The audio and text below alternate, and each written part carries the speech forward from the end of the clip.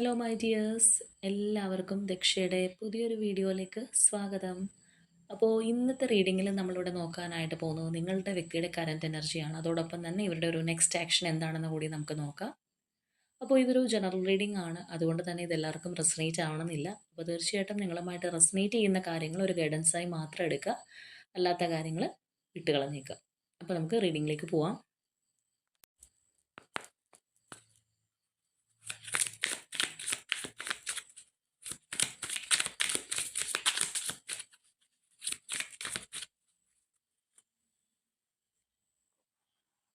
അപ്പോൾ ഈ ഒരു സമയം നിങ്ങളുടെ വ്യക്തിയെ മനസ്സിലേക്ക് കൊണ്ടുവരിക. വളരെ പോസിറ്റീവായിട്ട് അവരെക്കുറിച്ച് ആലോചിച്ചുകൊണ്ട് റീഡിങ്ങുമായിട്ട് കണക്റ്റ് ആവാൻ ശ്രമിക്കുക.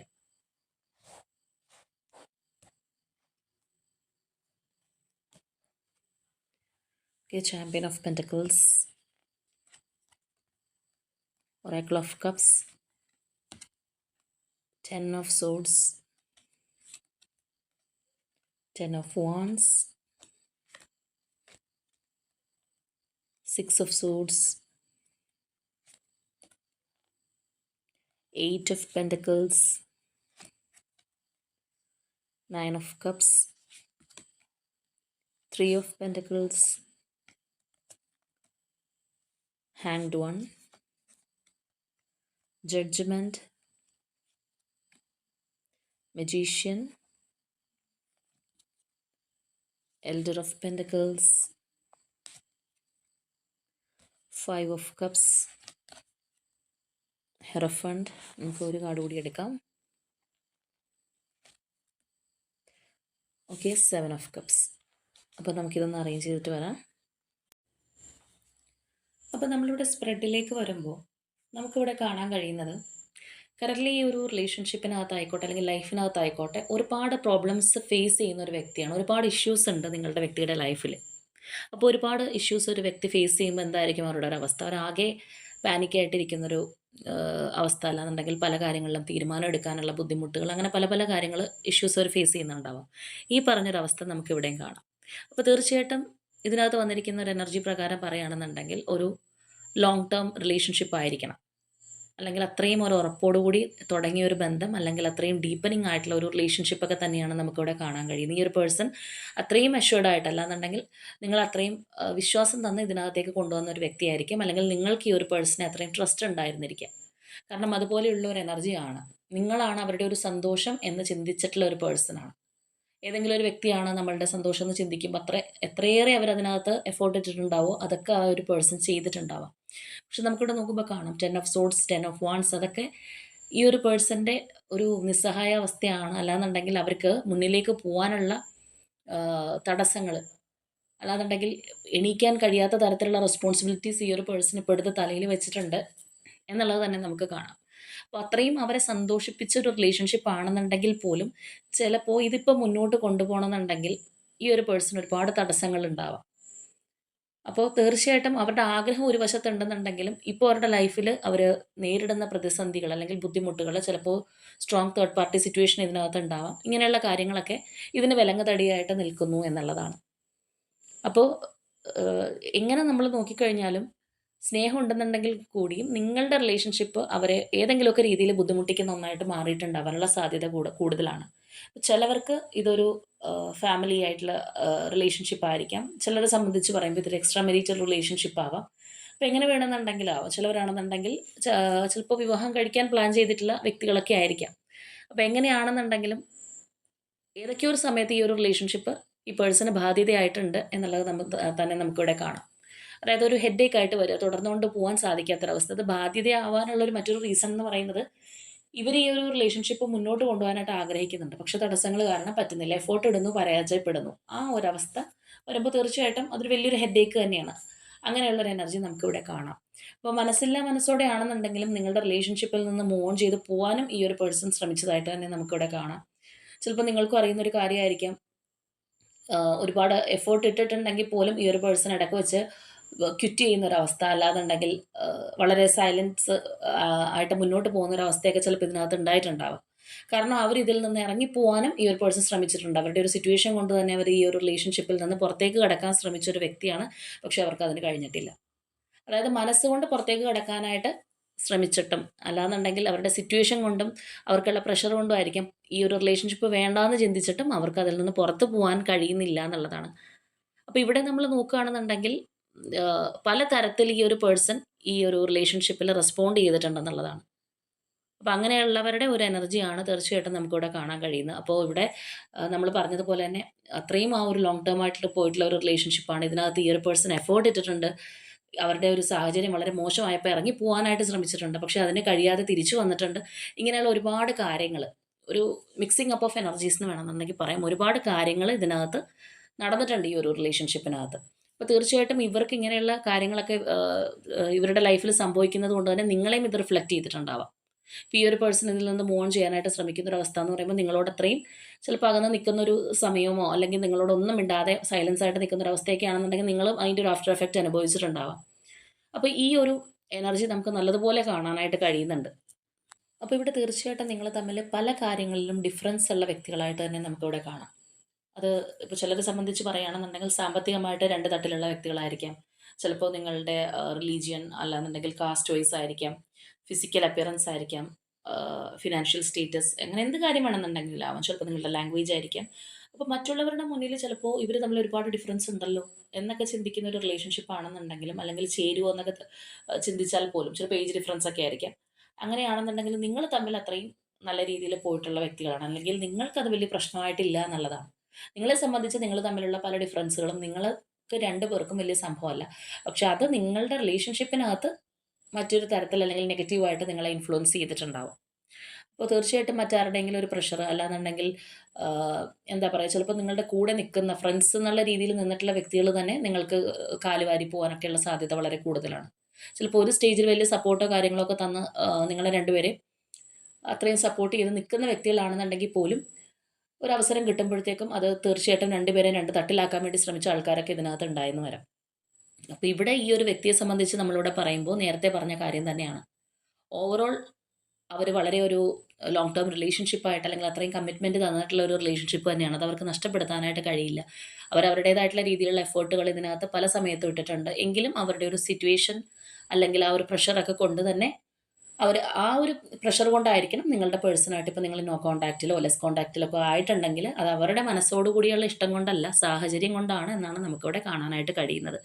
അപ്പോൾ സാഹചര്യത്തിൻ്റെ പ്രഷർ ഓവറായിട്ട് വരുമ്പോൾ ഈ ഒരു പേഴ്സൺ ചിലപ്പോൾ അവരുടെ കാര്യങ്ങൾ അല്ലെങ്കിൽ വളരെ സെൽഫിഷായിട്ട് അവരുടെ വഴി നോക്കി പോകുന്നത് പോലെ നിങ്ങൾക്ക് തോന്നിയിട്ടുണ്ടാവാം.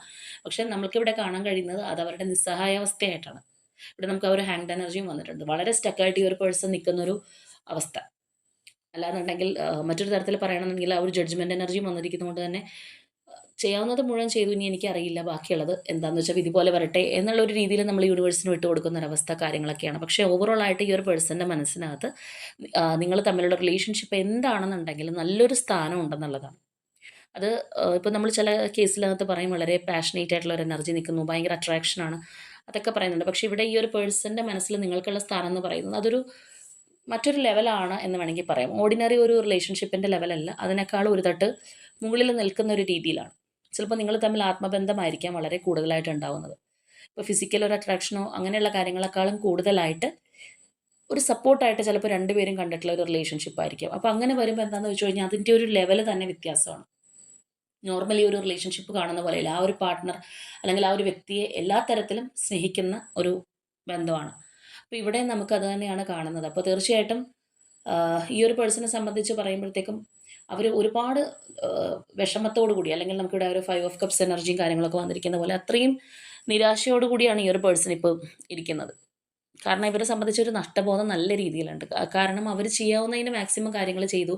അവരെക്കൊണ്ട് പറ്റുന്നത് പോലെ ഈ ഒരു റിലേഷൻഷിപ്പിനകത്ത് പിടിച്ച് നിൽക്കാൻ നോക്കി. സിറ്റുവേഷൻ ഓവർകം ചെയ്യാൻ ശ്രമിച്ചു. പക്ഷേ ഒന്നും നടന്നില്ല. അല്ലെങ്കിൽ അവർക്കതൊരു വലിയൊരു ബർഡനായിട്ട് തീർന്നു. അല്ലെങ്കിൽ പെയിൻഫുൾ ആയിട്ടുള്ള കാര്യങ്ങൾ ഇതിനകത്ത് സമ്മാനിച്ചിട്ടുണ്ടാവാം. ചിലപ്പോൾ നിങ്ങളും ആ ഒരു പേഴ്സൻ്റെ സിറ്റുവേഷൻ പൂർണ്ണമായിട്ട് മനസ്സിലാക്കിയിട്ടുണ്ടാവണമെന്നില്ല. കുറ്റപ്പെടുത്തിയിട്ടുണ്ടാവും. അപ്പോൾ എന്ത് ചെയ്തിട്ടും റെഡിയാവുന്നില്ല. അപ്പോൾ അങ്ങനെ വരുമ്പോഴത്തേക്കും ഉണ്ടാകുന്ന ആ ഒരു മനസ്സ് മരവിക്കുന്ന ഒരവസ്ഥയുണ്ട്. ആ ഒരു എനർജിയൊക്കെ ഇവിടെ നമുക്ക് നല്ല രീതിയിൽ തന്നെ കാണാനായിട്ട് കഴിയുന്നുണ്ട്. അതുപോലെ തന്നെ ചിലരെ സംബന്ധിച്ച് പറയുമ്പോൾ ഈ ഒരു പേഴ്സൺ ചിലപ്പോൾ ഒരുപാട് റെസ്പോൺസിബിലിറ്റീസ് എടുത്ത് മുന്നോട്ട് പോകേണ്ടുന്നൊരു വ്യക്തിയായിരിക്കാം. ചിലപ്പോൾ അവരുടെ കുടുംബത്തിൻ്റെ ഉത്തരവാദിത്തം മുഴുവൻ അവരുടെ കയ്യിലായിരിക്കാം. അല്ലെങ്കിൽ ഈ ഒരു പേഴ്സൺ എന്തെങ്കിലും സ്വന്തം ഇഷ്ടത്തിനനുസരിച്ച് ഒരു തീരുമാനം എടുത്തു കഴിഞ്ഞാൽ പോലും മറ്റ് പലരെയും ബാധിക്കാൻ ഇടയുള്ളത് കൊണ്ട് തന്നെ ചില സമയത്ത് നമ്മളുടെ ഒരു ഇഷ്ടവും കാര്യങ്ങളൊക്കെ നമുക്ക് സാക്രിഫൈസ് ചെയ്യേണ്ടതായിട്ട് വരാം.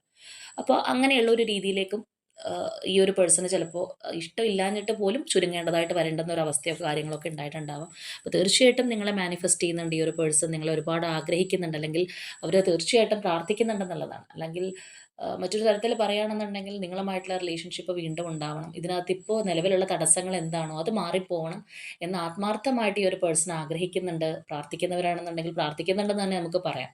കാരണം ആ ഒരു പേഴ്സൻ്റെ വിഷ് അങ്ങനെയാണ്. പക്ഷെ അവർ പുറമെ ചിലപ്പോൾ അത്രയും അവരുടെ മനസ്സെന്താണോ അത് പുറമെ എക്സ്പ്രസ് ചെയ്യണമെന്നുണ്ടാവില്ല. കൂടുതൽ കാര്യങ്ങളും ഉള്ളിൽ ഒതുക്കി വെക്കുന്ന ഒരു പേഴ്സൺ ആയിരിക്കാം. കുറച്ച് മെച്യൂറായിട്ട് തീരുമാനങ്ങളോ കാര്യങ്ങളോ എടുക്കുന്ന ഒരു വ്യക്തിയായിരിക്കാം.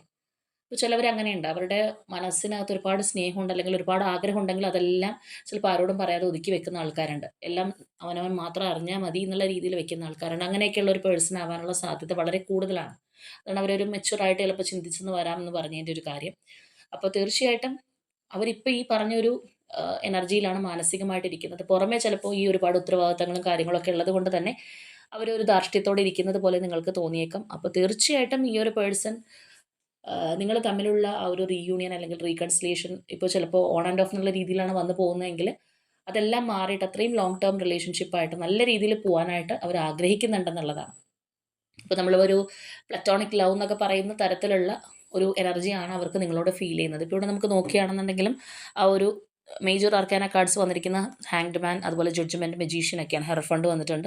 അപ്പോൾ തീർച്ചയായിട്ടും ഈ പറഞ്ഞ കാർഡ്സ് എല്ലാം ആ ഒരു റിലേഷൻഷിപ്പിനകത്ത് ഈ പേഴ്സൺ എത്രത്തോളം ഇൻട്രസ്റ്റഡ് ആണ്, അല്ലെങ്കിൽ എത്രത്തോളം താല്പര്യം ഉണ്ടെന്നുള്ളത് കാണിക്കുന്നുണ്ട്. പക്ഷേ ഇവിടെ വന്നിരിക്കുന്ന ഈ ഒരു സ്റ്റക്നെസ് അല്ലാന്നുണ്ടെങ്കിൽ അവരെ കൊണ്ടൊന്നും ചെയ്യാൻ കഴിയാത്തത് കൊണ്ട് ഇനി എന്തെങ്കിലും കാലമായിട്ട് മാറ്റം വരട്ടെ, അല്ലെങ്കിൽ സമയം വരുമ്പോൾ മാറ്റം വരട്ടെ എന്നുള്ള ചിന്തിക്കുന്ന ഒരു എനർജി. ഇവിടെ ജഡ്ജ്മെൻ്റ് ആണെന്നുണ്ടെങ്കിൽ ഈ പറഞ്ഞതുപോലെ തന്നെ ഒരു മാറ്റം ഇവർ പ്രതീക്ഷിക്കുകയാണ്. അല്ലെങ്കിൽ അവർ ചെയ്ത് പരാജയപ്പെട്ടത് കൊണ്ട് തന്നെ തീർച്ചയായിട്ടും യൂണിവേഴ്സായിട്ടൊരു മാറ്റം വരുത്തട്ടെ, അല്ലെങ്കിൽ അവർ വിശ്വസിക്കുന്ന ശക്തി എന്താണോ അതുമായിട്ടൊരു മാറ്റം വരട്ടെ, അല്ലെങ്കിൽ തീർച്ചയായിട്ടും ആ ഒരു മാറ്റം വരും എന്ന് എക്സ്പെക്ട് ചെയ്യുന്നവരാണ്. മജീഷ്യൻ എനർജി ആണെന്നുണ്ടെങ്കിലും അത് തന്നെയാണ്. ആ ഒരു സ്ട്രെങ്ത് കാണിക്കുന്ന ഒരു എനർജി തന്നെയാണ്. പക്ഷേ അവിടെ നമ്മൾ നോക്കുമ്പോഴത്തേക്കും ആ ഒരു മജീഷ്യൻ കഴിഞ്ഞിട്ടും നമുക്കിവിടെ ഒരു 5 of cups and 7 of cups energy കാണാം. അതായത് ആ ഒരു നിരാശ, അല്ലെങ്കിൽ ഇപ്പോഴും ആൾക്കൊരു വ്യക്തതയില്ല എങ്ങനെ ഇത് മുന്നോട്ട് കൊണ്ടുപോകണം, അല്ലെങ്കിൽ എങ്ങനെ ഈ ഒരു റിലേഷൻഷിപ്പ് നിലനിർത്തണം എന്നുള്ളതിനെക്കുറിച്ചൊരു ധാരണയില്ല. സ്ട്രെങ്ത്തും കാര്യങ്ങളൊക്കെ ഈ ഒരു പേഴ്സണ് ചിലപ്പോൾ ഇത്തിരി കുറവായിരിക്കാം. അപ്പോൾ അല്ലാന്നുണ്ടെങ്കിൽ ചിലരെ സംബന്ധിച്ചൊരു കാര്യമുണ്ട്, ചില സമയത്ത് ഭയങ്കര പോസിറ്റീവ് എനർജി ആയിരിക്കും. അതായത് ഞാനിപ്പോൾ ഇത് ചെയ്യും, അത് ചെയ്യും, എന്നെക്കൊണ്ട് പറ്റുന്ന ഇതൊക്കെ ഞാൻ ചെയ്യുന്നുള്ള രീതിയിലെല്ലാം പല കാര്യങ്ങളും പല ആംഗിളിലും ചിന്തിക്കും. പക്ഷേ കുറച്ച് കഴിയുമ്പോഴത്തേക്കും ഇതേ എനർജി തന്നെ കാറ്റുപോയ ബലൂൺ പോലെയാവും. അതായത് ആ ചിന്തിച്ച് വെച്ച പോസിറ്റിവിറ്റി മുഴുവൻ വേറെ ചില കാര്യങ്ങളും വേറെ വ്യക്തികളെയൊക്കെ ഓർക്കുമ്പോൾ അങ്ങനെ തന്നെ പോകും. അപ്പോൾ എന്ത് പറ്റുമെന്ന് വെച്ച് കഴിഞ്ഞാൽ വീണ്ടും ഒന്നും ചെയ്യാൻ പറ്റില്ല, വിഷമം മാത്രം മിച്ചമായിട്ട് വരും. അപ്പോൾ അതുപോലെയുള്ള ഒരു എനർജിയിലൂടെ പോകാനുള്ള സാധ്യതയും വളരെ കൂടുതലാണ്.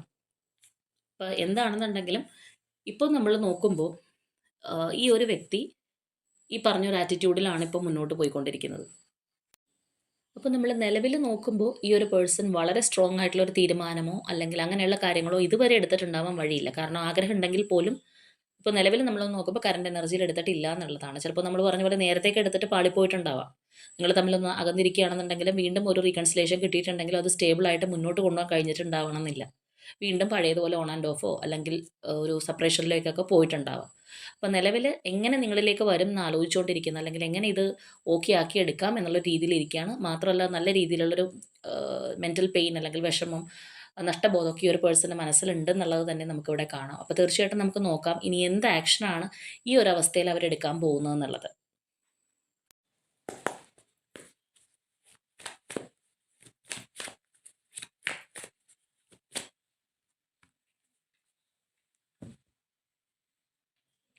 ഓക്കെ, അപ്പോൾ നമുക്ക് നോക്കാം ഈ ഒരു പേഴ്സൺ എന്തെങ്കിലും ഒരു ആക്ഷൻ എടുക്കുമോ ഇല്ലയോ എന്നുള്ളത്.